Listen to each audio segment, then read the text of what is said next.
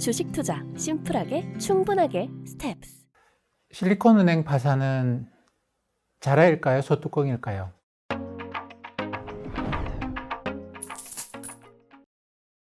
(2008년에) 우리가 자라를 봤죠. 자라가 뭐 작아서 별로 무서운 존재처럼 안 보입니다만, 옛날에는 사람들이 이제 시냇물에 물에 손을 담궜다가 자라의 손가락이 잘리는 경우가 꽤 있었다고 합니다. 자라가 무는 힘이 세서 손가락을 자를 정도라고 해요.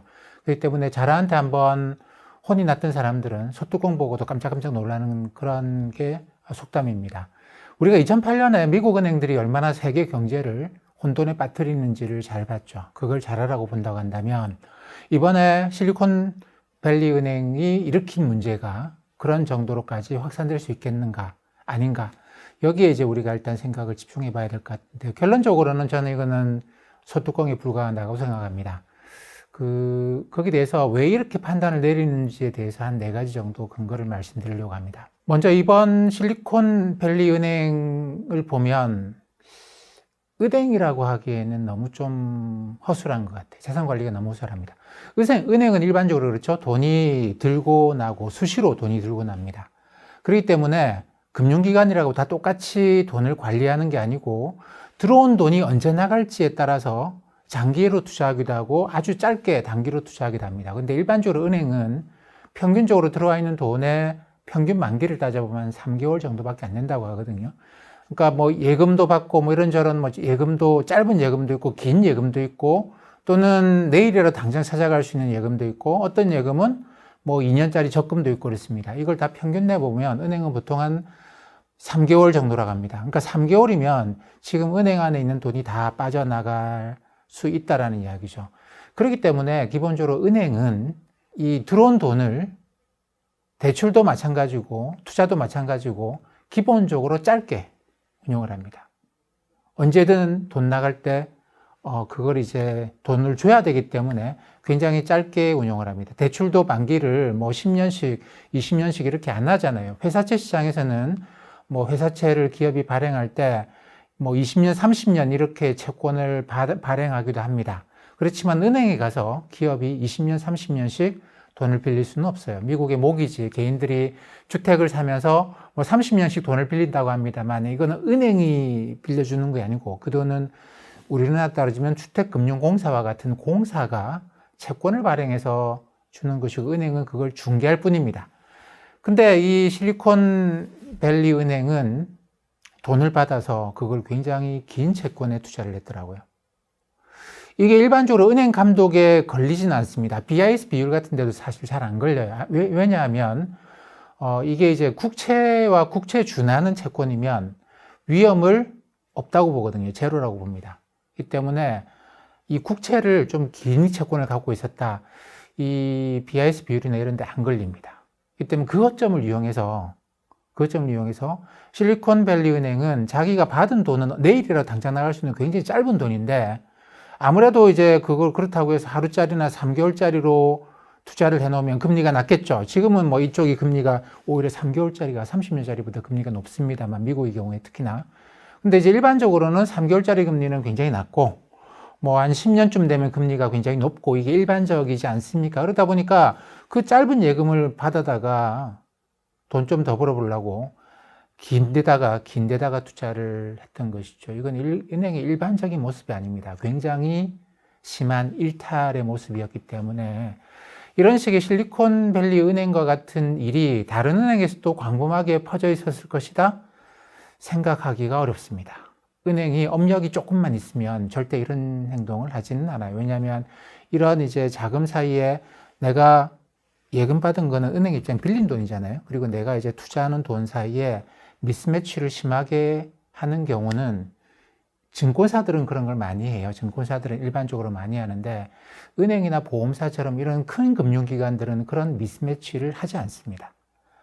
그래서 이 실리콘은행은 굉장히 좀 특수한 것 같아요. 자기가 마치 투자회사인 것처럼, 연기금인 것처럼 돈을 받아서 그 돈을 굉장히 긴데 투자를 하는 이런 모양인데, 이건 일반적이진 않고, 근데 예전에도 있었고 지금도 뭐 제가 아는 사례도 있습니다. 국내에도 있는데, 뭐 보면 이런 은행이나 투자기관들이 이게 한 번씩 미국이 금리를 굉장히 낮게 유지하다가 이런 식으로 금리를 크게 올릴 때 파산하기도 하더라고요. 저는 이제 94년에 오렌지 카운티 사례를 생각을 하는데 그 1994년도 그렇습니다. 연준이 그 낮은 금리를 당시에는 3% 진짜 요즘으로 따지면 제로 금리에 해당할 정도로 낮은 금리였죠.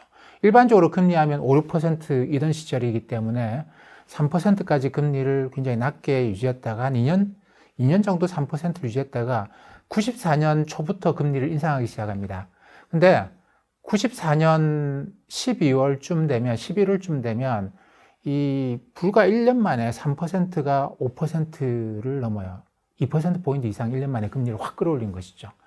근데 당시에 이제 오렌지 카운티, 미국에서 카운티라고 하면 뭐 시와 같은 그런 지방 행정 구역인데 그 오렌지 카운티에 이런저런 기금들이 있습니다. 그 기금을 운용하는 사람이 이 사람이 어떤 식으로 투자를 했느냐면 이 기금 언제 쓸지도 모르기 때문에 기본적으로 좀 짧게 투자를 해야 되죠. 근데 이 사람은 이거 수익률을 높이려고 뭐 자기 개인적인 이익을 위해서 그랬겠죠. 수익률을 높이려고 채권에는 이제 레포라는 게 있습니다. 이 레포라는 건 뭐냐면 내가 산 채권을 법적으로는 좀 다릅니다만 경제적으로는 이걸 담보로 맡기고 돈을 빌려서 또 채권을 사는 걸 이야기해요. 그러니까 원래 원금은 100인데 기금 안에 100이 있는데 이 100으로 채권을 사면 당시에 3% 금리니까 뭐 3%밖에 이자, 100에 대해서 1년에 3밖에 이자가 안 나오잖아요. 근데 이 채권을 맡겨놓고 또 현금을 빌린 다음에 또 투자를 합니다. 그러면 내가 이 채권을 맡겨놓고 빌려올 때 이자를 줘야 되겠죠. 3% 정도 줄 겁니다. 그거를 내가 4% 정도의 좀 더 만기가 길고 좀 더 위험한 채권을 사서 1년에 4% 이자를 받는다. 그러면 담보로 맡기고 빌릴 때 3% 이자 주고 1%가 남잖아요. 그러면 이제 나는 이런 식의 레포로 하면, 그러니까 레버리지를 2배로 올리는 거죠. 그러면 원래는 100에 대해서 3만큼의 이자가 생기는데 100에 대해서 이제 4만큼의 이자가 생기는 거죠. 근데 어떤 위험이 있겠습니까? 금리가 올라가면 2배로 손실이 발생하는 문제가 있습니다. 그래서 당시에 오렌지 카운티가 이런 식으로 레포 거래를 통해 가지고 레버리지를 이 펀드기 때문에 그냥 돈을 빌릴 필요도 전혀 없는데 그거를 이 2배씩이나 돈을 빌려 가지고 수익률 좋게 나오다가 연준이 금리를 급격히 올리면서 그냥 파산을 해버리는 그런 결과를 낳았습니다. 당시에도 이제 아주 심각한 문제로 됐었고, 뭐 지금도 교과서 같은 데 보면 나와요. 오렌지 카운티 파산 사례가 나옵니다. 제가 볼 때 이번 실리콘밸리 은행의 파산 사례는 이것과 거의 비슷합니다. 아주 독특한 사례는 아니고, 당시에도 뭐 오렌지 카운티를 포함해서 뭐 조그만한데 몇 군데가 그런 식으로 해서 망했습니다. 기업도 낮은 금리 시절에 금리 좀 높여보려고 파생상품 투자했다가 연준이 금리를 급격하게 올리면서 뭐 아주 큰 기업은 아니고 뭐 저기 조금 이름이 있는데 그렇게 큰 기업이 아닌 기업들이 한두 군데 파산했던 기억이 있습니다. 이번에도 그 정도 에피소드 정도로 봐야 되지 않겠는가라고 생각을 합니다. 두 번째 근거는 2008년 이후로 미국이 은행 시스템에 대해서는 근본적인 변화를 줬습니다. 대형 은행들은 절대 이런 걸 못하게 되어 있어요. 절대 못하게 되어 있습니다. 그러니까 2008년처럼 이 실리콘밸리 은행의 문제가 전체 금융 시스템으로 번질 가능성은 제가 볼 때 거의 없습니다. 원래 미국은 지난번에도 한번 말씀드렸는데 미국은 은행에 대해서 특별하게 관리를 안 했어요. 그래서 제가 말씀드렸죠. 미국이 건국하고 난 이후로 중앙은행을 20년 동안 잠깐 만들었다가 없애고 잠깐 만들었다가 없애고 그렇게 2개의 중앙은행을 없앴다가 이번 미 연준은 지금 3번째 중앙은행이거든요. 근데 이제 은행이나 이게 왜 그랬냐면 중앙은행처럼 정부가 보증하는 무엇인가를 해서는 안 된다라는 그런 식의 생각이 강했던 것이죠. 정부를 키워서는 안 되고 정부가 그것도 몇몇의 현명한 사람들이라고 하는 사람들이 돈을 늘렸다 줄였다 이런 거 하면 안 된다라고 생각이 미국 애초에 건국의 아버지들한테는 굉장히 강했습니다. 그러다 보니까 이제 중앙은행을 만들지도 않았고 은행은 그냥 뭐 마음대로 만드는 것이죠. 뭐 서부 영화 같은 거 보면 요즘은 그런 영화가 잘 없습니다만 옛날에 서부 영화 많이 했었거든요. 뭐 중국에 뭐 그 공법 영화도 한국에 많이 들어왔었고 서부 영화도 많이 들어왔는데 그거 보면 뭐 서부의 조그마한 마을 같은 데도 은행이 있어요. 근데 그게 지금으로 따지면 JP모간 체이스 맨하탄 은행의 그 서부 마을 지점이 아니고 그 마을의 은행인 것이죠. 그 마을에서 돈 있는 사람이, 금을 갖고 있는 사람이 금을 금고 안에 넣어놓고 금고를 열어서 보여줍니다. 우리한테 금이 이만큼 있어서 내가 금에 대한 증서를 당신한테 주니 당신은 이걸 갖고 딴 데 가서 거래해도 된다. 그리고 이 증서를 갖고 오는 사람한테 내가 금을 돌려줄게. 이러면 왜 그 은행권을 발행하느냐? 금을 들고 다니면 도둑 맞을 수 있으니까. 은행권은 갖고 오면 이 은행이 진짜 적법하게 이 은행권을 확보했는지에 대해서 확인을 할 수가 있잖아요. 근데 금은 잃어버리고 나면 도둑 맞으면 끝이니까. 그래서 거래 편의를 위해서 이런 은행을 마음대로 만들 수 있었어요. 자기가, 그러니까 은행도 일반 기업처럼 생각을 한 거죠. 은행권 발행해서 거래 편의를 도모해주고 수수료를 받는 기업일 뿐이다라고 생각해서 은행은 마음대로 만들게 했습니다. 프리 뱅킹이라고 이야기를 하죠. 미국의 은행 시스템은 이 프리 뱅킹 시스템이 미연준 만들어지고 1929년 대공황 올 때까지 기본적으로 이 시스템이었습니다. 그래서 1929년 대공황 올 때 그때 직전에 미국의 은행이 거의 10,000개 정도가 있어요. 9,000 몇백 개 있었습니다. 근데 그게 이제 우리나라로 따지면 우리나라 동네 지점들 많이 있잖아요. 그래 지점 따지면 수천 개가 있을 겁니다. 우리나라에도. 그 기준으로 10,000개 있다는 거 말씀드리는 게 아니고 우리나라에 이제 은행이 대형 시중은행이 한 8개인가 있고 그 다음에 지방은행이 한 6개인가 있어요. 외국계 은행 국내 지점들도 있고 그래서 전체 은행이 한 50개 정도가 있습니다. 요거 기준으로 미국에 10,000개가 있었다는 이야기죠. 그러니까 은행은 마음대로 만들 수 있었기 때문에 그게 됐습니다. 근데 1929년 대공황 이후로 요 프리뱅킹 시스템이 이제 바뀝니다. 그러면서 은행 숫자가 계속 줄어왔는데 2008년에도 한 7,000개 정도가 있었던 것 같아요. 근데 지금은 그때 이후로도 좀 많이 줄어서 지금은 4,700개 정도가 있는 것 같습니다. 근데 원래는 미국이 은행을 완전히 자유롭게 마음대로 하세요라고 하다가 대공황 이후로 글래스-스티글법이라는 걸 만들죠. 이 법을 만들어 가지고 은행을 규제를 합니다. 규제를 하는. 그러니까 우리가 일반적으로 생각하는 은행은 좀 다르다. 일반 기업하고 다르다고 해서 규제를 했는데 이게 이제 1980년대 이후로 굉장히 심각한 비판을 받은 것이죠. 은행을 그런 식으로 규제를 하니까 증권사만 커지고 이게 인플레이션도 잘 관리가 안 되고 왜 은행만 그렇게 감독 당국이 그렇게 맨날 압박하냐. 그러다 보니까 골드만삭스 이런 애들이 엄청나게 커지고 은행은 다 이제 별 볼 일 없게 되고 이렇게 되지 않느냐. 다 열어주자. 다 열어주자. 그래서 이제 90년대 말에 이걸 다 열어줍니다. 거의 대부분 다 열어주고 그 이후에 2008년에 은행들이 사고를 치는 금융위기를 겪게 되죠. 그러고 난 다음에 다시 이번에는 이제 도드 프랭크 법이라는 거, 미국은 법을 제안한 의원들 이름 붙여서 법을 많이 이야기하거든요. 도드 프랭크 법을 만들어서 은행을 다시 감독을 하는데 핵심은 시스템적으로 중요한 큰 은행들만 합니다. 모든 은행을 다 옛날처럼 그렇게 때려잡겠다는 식으로 관리하는 게 아니고 이번에는 시스템적으로 큰 대형은행만 관리를 하는데 이거 보고 있으면 진짜 너무 가혹하다 싶을 정도로 엄격하게 관리를 해요. 너무 가혹합니다.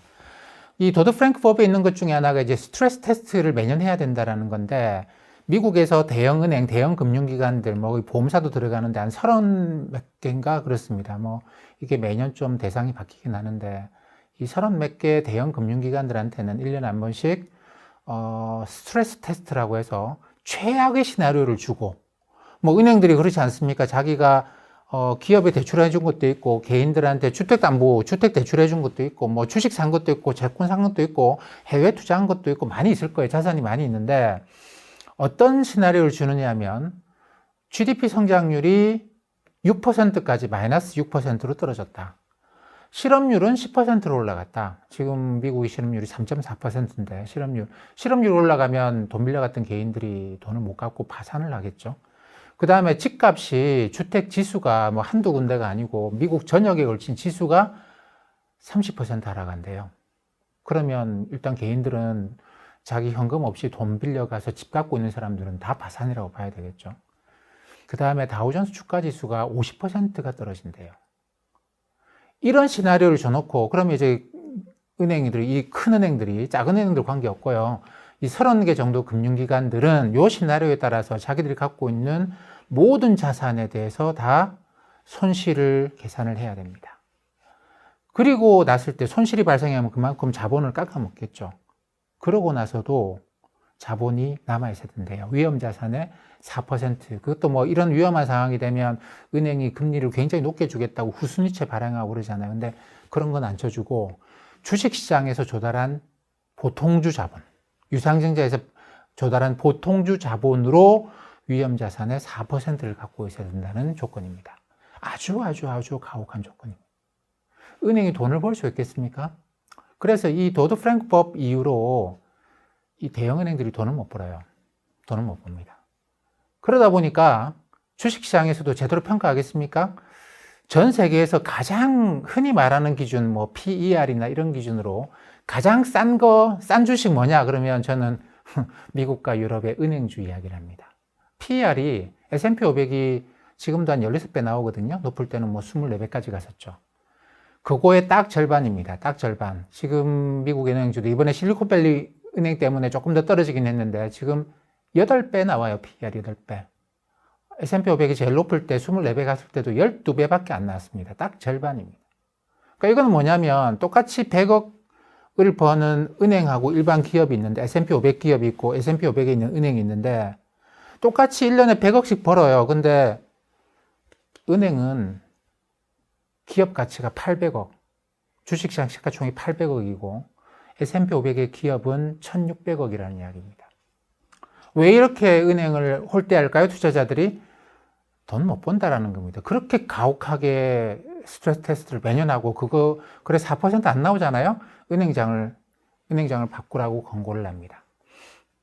실제로 2013년에 처음 이 스트레스 테스트를 시행했을 때 시티은행이 그때 자기는 4.0 몇 %라고 계산해서 연준에 보냈는데 연준이 요것저것 자기네들이 이야기한 대로 안 했다. 요거저거 수정하고 나니까 3.97%가 나온다고 해서 은행장 교체를 시켰습니다.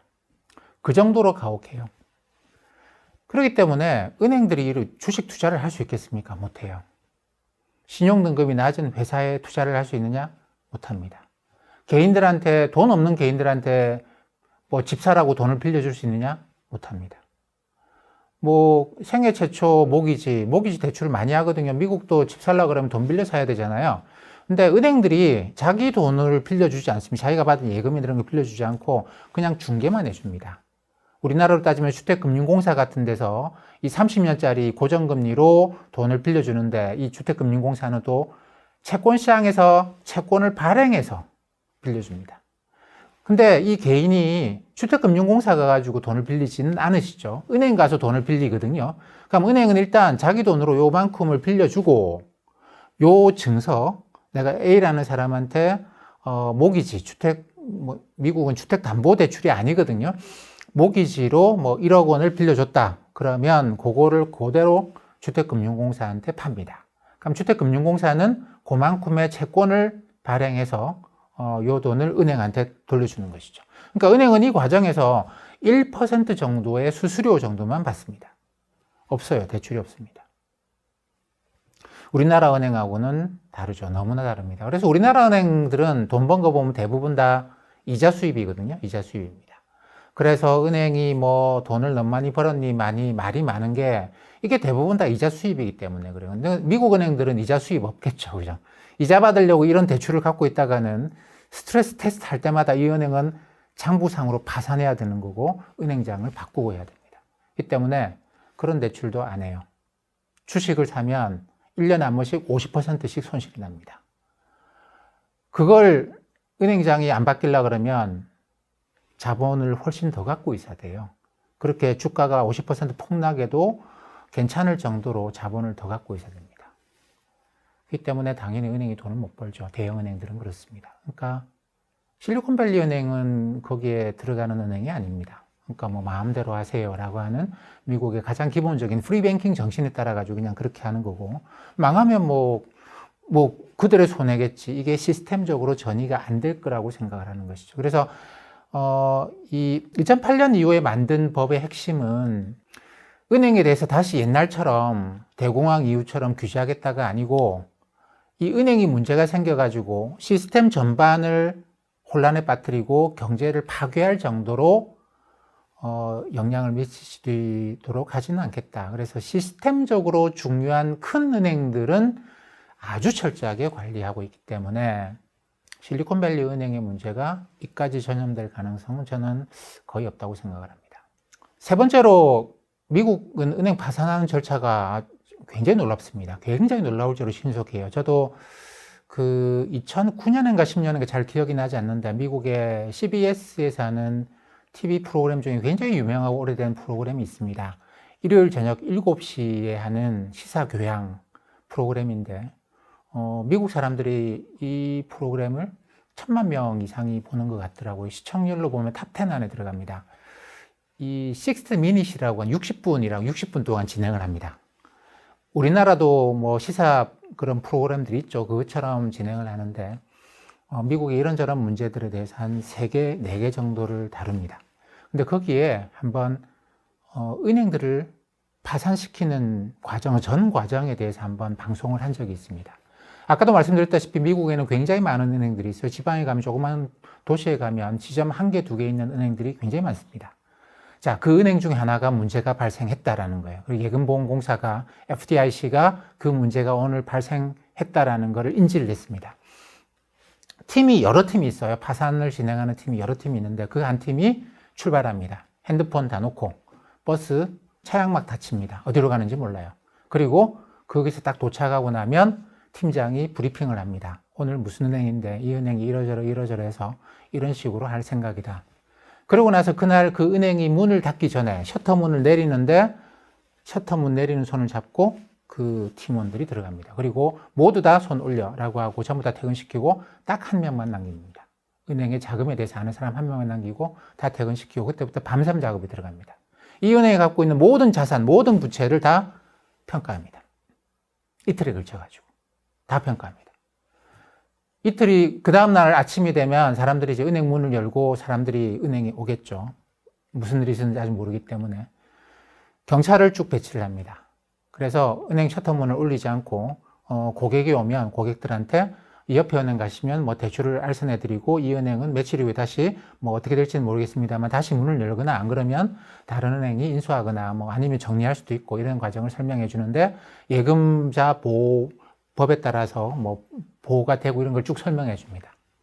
사람들이 웅성웅성하다가 돌아가죠. 그렇게 이틀 동안 밤을 새가면서 계산을 쭉 끝내고 난 다음에 사흘째 되는 날에 경매 사이트가 있더라고요. 그렇게 많은 은행들이 있으니까 예금보험공사가 FDIC가 그 은행들을 사고 파는 뭐 주식을 사고 팔거나 이러는 게 아니고 은행 그 자체를 사고 파는 경매 사이트를 만들어 놓은 게 있습니다. 거기다가 이 은행을 시가평가를 다 해가지고 올려요. 그리고 그 중에서 일부는 시가평가가 안 되는 거는 우리가 지금 이 가격에 파는데 나중에 여기서 추가적으로 발생하는 손실에 대해서는 우리가 예금자 보호법에 따라서 보상을 해주겠다라는 단서를 붙여가지고 올립니다. 여기저기서 비딩이 들어오더라고요. 비딩이 들어오고 몇 시간 만에 계약이 체결됩니다. 그리고 그 다음날 이 FDIC 직원들은 철수합니다. 철수하는데 은행 간판을 바꾸고 있더라고요. 그렇게 신속합니다. 2, 3일밖에 안 걸립니다. 이번에 실리콘밸리 은행도 마찬가지로 이틀 정도 목요일 날 문제가 발생한 걸 인지를 했어요. FDIC가 인지를 했습니다. 그래서 금요일 날 문을 안 열고 작업에 들어간 것이죠. 일요일 날 계산 결과가 나온 것 같습니다.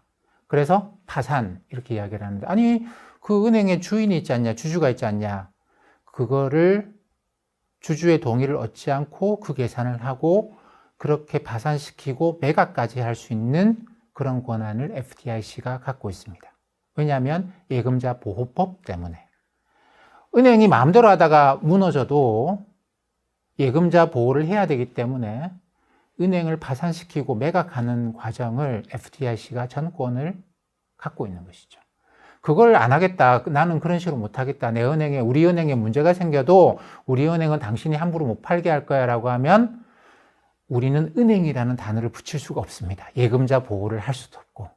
그래서 이제 그런 아주 속전속결로 은행을 파산시키고 하는 절차가 가능한 것이죠. 이것도 물론 1929년 대공황 때 있었던 일 때문에 이렇게 만들어 놓은 겁니다. 당시에 이제 은행 파산부터 시작했어요. 은행에 이번하고 비슷합니다. 문제가 생기면 사람들이 은행에 돈 찾으러 줄지어 와요. 어이구, 이 은행에 투자했던 것에 큰 손실이 생긴 것 같다. 그래서 그 은행들이 몇 군데 무너지고 나니까 그다음부터는 이제 무너질 거 다 무너졌다고 사람들이 조용히 가만히 있는 게 아니고 모든 은행들을 다 공격하기 시작하는 거죠. 정확하게는 공격은 아닙니다. 자기 돈이 손실을 볼 줄 몰라서 그때는 예금보험공사 이런 게 없었으니까 예금보험공사 FDIC는 1933년인가 만들어집니다. 그러니까 자기 돈을 빨리 찾아야 되겠다고 생각을 하는 거죠. 뭐 이게 주가가 계속 떨어지고 있고 뭐 실업자는 늘어나고 있고 그러니까 이제 전부 다 모든 은행들의 사람들이 뱅크런 달려가기 시작을 한 것이죠. 그때 경험이 있어서 그 다음에 만들어 놓은 제도들입니다. 그래서 이 은행의 뱅크런이 한 군데 뱅크런이 걷잡을 수 없이 확산되는 것은 막아 놓은 그런 상황인 것이죠. 그래서 이렇게 빨리 파산을 진행하고 하기 때문에 그것 때문에 뭐 추가적으로 문제가 생기거나 그러지는 않습니다.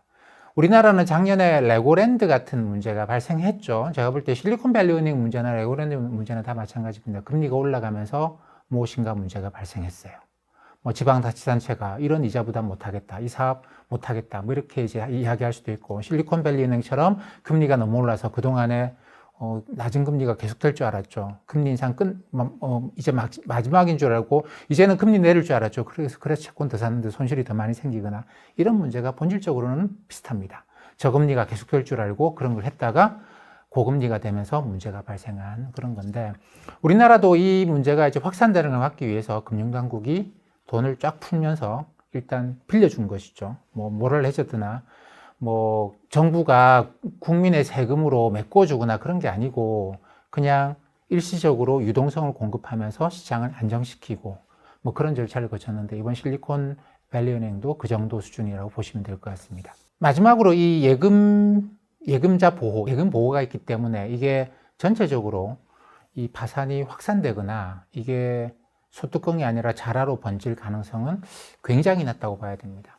이번 실리콘밸리 은행에 대해서 저도 조금 아직까지 확인을 좀 해봐야 되는데 아직까지 확인이 안 되고 있는 게 뭐냐면 예금에 대해서 전액 보호를 해주겠대요. 근데 이게 이제 예금 보호 한도가 있잖아요. 우리나라는 1인당 5천만 원일 거고 미국은 10만 달러인가 그렇습니다. 우리 2배가 좀 넘어요. 근데 그거에 대해서만 보호를 한다라는 건지 아니면 그 거액 예금도 전체적으로 다 보호를 한다는 건지 좀 불명확하긴 한데, 아마 맥락으로 보면 옐렌 재무장관이 하는 이야기로 보면 전액에 대해서 보호를 하겠다고 하는 것 같습니다.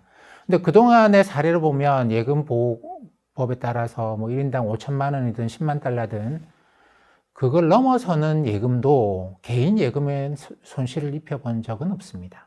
왜냐하면 그렇게 하고 나면 거액 예금이 갈 데가 없잖아요. 그렇기 때문에 거액 예금도 예금 보호 한도를 넘어섰다고 하더라도 손실을 기본적으로 입히지는 않았습니다.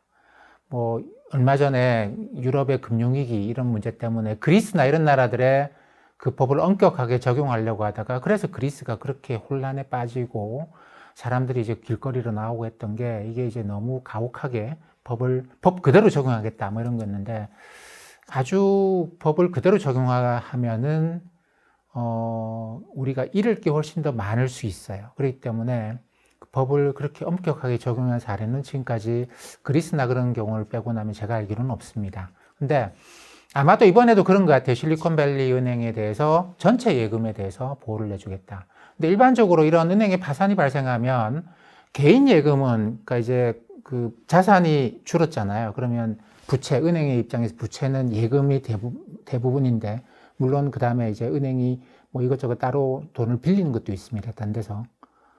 일단 이 자산을 잃었을 때 손실의 1번 순위는 은행이 다른 데서 다른 금융기관으로부터 빌린 돈입니다. 그리고 그 다음이 법인들 예금이에요. 개인이 예금이 아니고.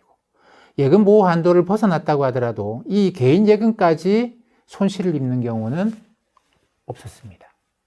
근데 이번에는 어디까지 손실을 입었는지는 잘 모르겠어요. 근데 이제 지금까지 알려진 뉴스에 따르면 이 실리콘밸리 은행이 손실을 입은 게 주로 이 모기지 채권이나 이런 형태인데, 요게 조금 복잡한 구조를 갖고 있어 파생상품 성격이 있습니다. 근데 금리가 계속 낮을 줄 알고 아마 레포나 이런 걸 통해서 레버리지를 더 올리고 파생상품 성격의 투자를 했다가 금리가 올라가니까 손실 규모가 커진 것 같아요. 이런 경우에 이 손실을 다 확정시켜 놓고 나면 이 법인 예금이 손실을 입을 수 있습니다. 이럴 경우에는 FDIC가 자기도 기금이 많거든요. FDIC가 지금 갖고 있는 기금이 1,300억 달러가 있더라고요. 최근 시점으로 계산을 해보니까 우리나라 돈으로 따지면 거의 한 200조 원 가까이 되는 돈입니다. 이 돈이 많기 때문에 자기네들이 일부 손실을 흡수할 수도 있습니다. 그리고 이 채권이기 때문에 시간이 지나면 이자가 들어오는 게 있고, 그래서 지금 당장 시장 가격으로는 큰 손실을 입었다고 하지만 시간이 지나면 이 채권의 만기가 되면 또 손실이 돌아옵니다. 채권에 대해서 많은 분들이 금리가 올라가면 가격이 떨어진다만 알고 계시는데, 떨어졌던 가격도 만기가 되면 다 돌아옵니다. 다 돌아옵니다. 이걸 이제 에이징 이펙트라고 이야기를 하는데, 이거는 대부분 다 잘 모르시더라고요. 근데 원금, 아니 내가 100만 원 빌려줬고 100만 원짜리 채권을 샀는데 100만 원 지금 액면 100만 원입니다. 100만 원. 이 액면 100만 원이라는 이야기는 뭐냐면 가령 1년 후에 내가 100만 원이 빌려간 회사가 100만 원을 나한테 주겠다라는 거예요. 내가 국채를 샀다. 국가가 1년 후에 100만 원을 주겠다라는 걸 내가 100만 원에 지금 샀는데, 난 100만 원인 줄 알았는데, 금리가 올랐대요. 시장금리가 올라가지고 이게 90만 원밖에 안 된답니다. 시장에서 이걸 팔려면 90만 원을 팔아야 된대요. 금리가 올라가서 채권 가격이 떨어졌다라고 합니다. 금리하고 채권 가격은 역의 관계다. 그랬다고 하더라도 1년 후에 내가 국가로부터 100만 원을 받는 거는 변함이 없습니다. 때문에 지금 90만 원 됐더라도 시간 지나면 에이징이 일어나면 100만 원 받습니다. 그렇기 때문에 이제 예금보험공사 FDIC는 이 과정에서 이게 실제로 그런 채권들이라고 한다면 지금 90으로 가격이 떨어졌는데 시간 지나면 100되잖아요. 그러면 이제 이걸 다른 은행들한테 팔면서 90 가격으로 안 팔고요. 100으로 팔고 요 이자만큼만 보전해 주는 방법도 있습니다. 그렇게 되면 실제로 실리콘밸리 은행이 입은 손실이 그렇게 아주 심각해서 뭐 예금을 다 메꿔줘야 되고 뭐 그 트럼프 전 대통령이 주장하듯이 국가가 국민의 세금, 사실 FDIC가 갖고 있는 돈이 국민의 세금이라 볼 수는 없지만, 왜냐하면 은행들한테 예금을 보호해주기 위해서 그만큼의 수수료를 받아서 쌓아둔 거거든요. 근데 어쨌든 뭐 그게 국가의 돈은 아니죠. 그 돈을 마구 쓴다. 뭐 이렇게 트럼프 전 대통령은 표현하던데, 그게 여러 가지 방식이 있습니다.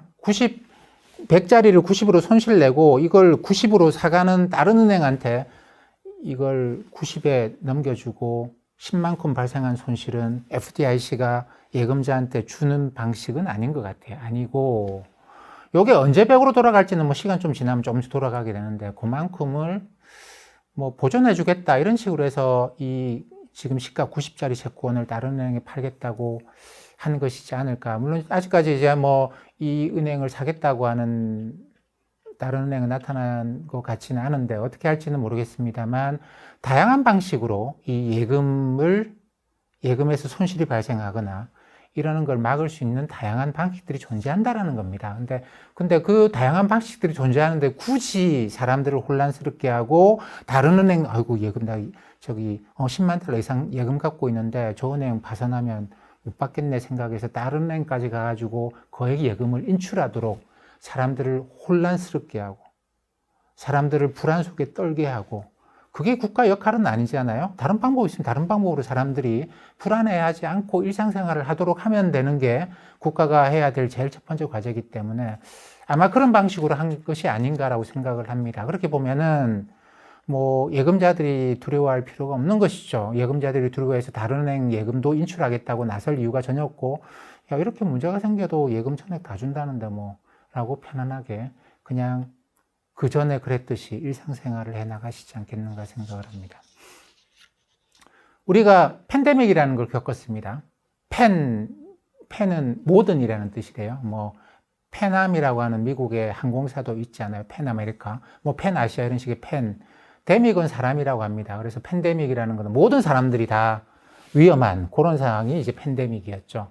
지금은 엔데믹이라고 이야기를 하는데, 엔드에믹은 아니고 데믹에다가 EN이 붙어 있는 이런 모양이죠. 이거는 이제 사람들인데 데믹은 사람이니까 일부 사람들, 그러니까 많은 사람들이 이제 면역을 갖고 있어요. 항체를 갖고 있고, 이 때문에 잘 안 걸리는데 국지적으로 일부 사람들한테는 번질 수 있는 뭐 그런 상태입니다. 그래서 지금은 엔데믹 정도인 상황이죠. 뭐 저기 코로나 바이러스를 따지면 그렇습니다. 이 금융위기라는 거 마찬가지예요. 실리콘밸리 은행의 문제를 이걸 팬데믹이 될 것이다 라고 해석할 수는 없습니다. 그렇게 할 수는 없고, 이런 식으로 고금리, 금리 인상의 준비가 안 돼 있으면 그것 때문에 손실 입는 금융기관들이 꽤 있거든요. 그건 뭐 발생하는 일이죠. 그게 결코 팬데믹이 아니고 이거는 엔데믹 정도로 보는 게 맞지 않겠는가 싶습니다. 근데 그 과정에서도 이것 때문에 이제 파산하는 경우가 자주 발생하는 경우는 아닙니다만 그런 일이 발생하기는 합니다. 그렇지만 94년도 그렇습니다만 이번에도 그것 때문에 뭐 연준이 그것 때문에 금리를 올릴 거 못 올리거나 그때도 그러진 않았어요. 그건 왜냐하면 뭐 그런 일도 있을 수 있는 것이고 그게 확산될 일은 아니기 때문에 아마 이번에도 뭐 금리 인상 속도를 그런 은행들 빨리 파산시키자, 조금이라도 빨리 파산시키기 위해서 금리를 빨리 더 올리자, 그러진 않겠죠. 그러진 않을 것이고, 이런 문제가 있으니까 조금 우리가 속도 조절해야 되지 않겠는가 그런 생각은 하겠지만 그것 때문에 인플레이션 잡겠다고 금리 올리던 걸 포기하거나 뭐 그러지는 않을 것 같아요. 물론 미 연준의 금리 인상은 지금 거의 끝나갑니다. 뭐 이번이나 다음번이나 아마 올해 여름까지 금리 인상하고 있을 것 같지는 않아요. 그렇기 때문에 뭐 금리 인상이 그렇게 심각한 문제인 건 아닙니다만 이미 이렇게 높아진 금리에서 견디지 못하는 금융기관들이 혹여 또 생겨나더라도 그게 그렇다고 해서 또 팬데믹으로 가거나 그렇다고 해서 또 자라한테 우리가 물리거나 그런 거는 아닌 것 같습니다.